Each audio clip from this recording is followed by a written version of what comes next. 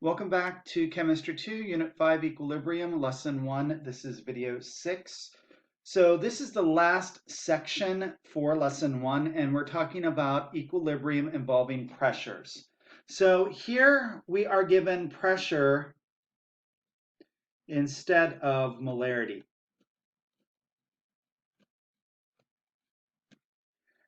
There are a couple changes here. We have Kp instead of Kc. You might even see them labeled as KEQ. That's the same thing as K. It's just equilibrium constant.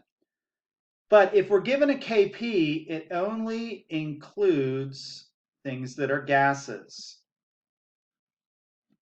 So it has to have a little g in parentheses after it. And units that are given, there are a lot of different units. Atmospheres, kPa, torr, psi, mg, or mmHg. So these are all different pressure units that something could be given in.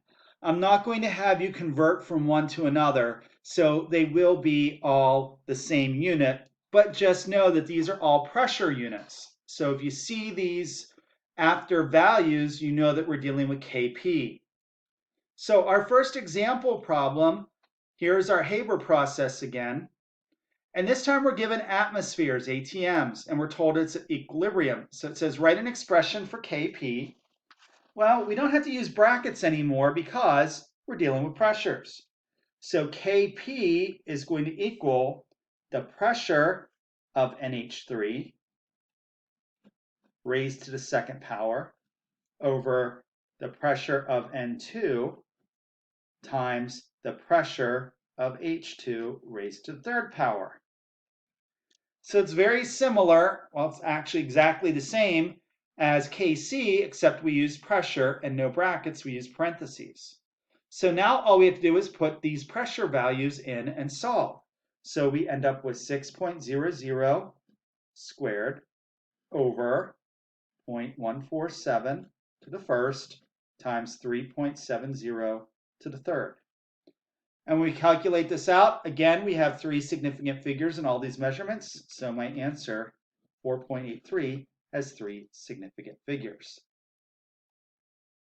So the last thing that we'll talk about in this lesson and this video is the relationship between Kc and Kp. And because concentration and pressure are related, if you remember back to Chem 1 where you had PV equals nRT, so we had pressure, we had temperature, we had an R value, we had N, which was the number of moles, and we had a volume. Moles and volume is concentration. So we end up with a mathematical relationship that involves those between Kc and Kp.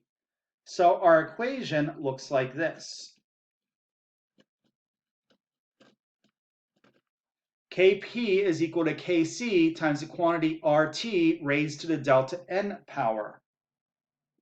So Kp and Kc, this one is our concentration, that one's our pressure.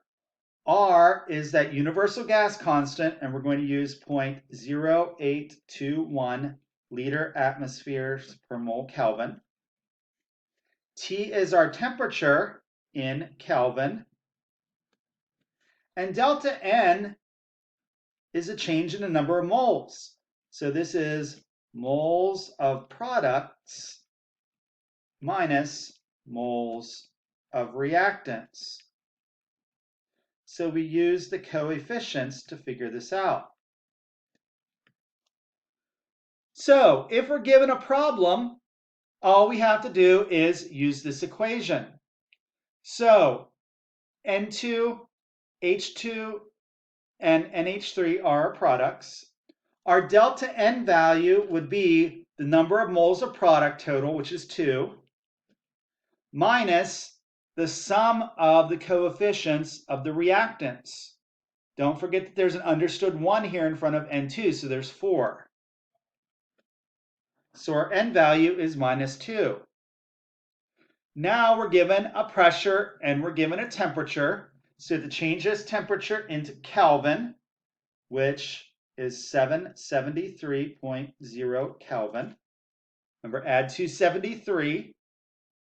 And now we can solve for Kc. So we end up with Kp, which is given, is equal to Kc, which is our unknown, times R, 0.0821 liter atmospheres per mole Kelvin, times our Kelvin value, our temperature, all raised to the -2 power.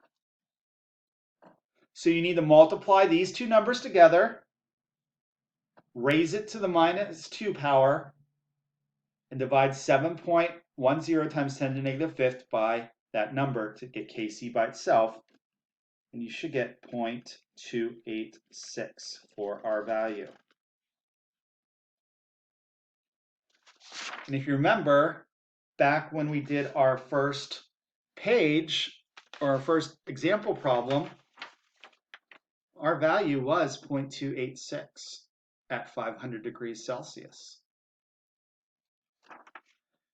You can now work on the last worksheet, which is variations of K and Kp for lesson 1.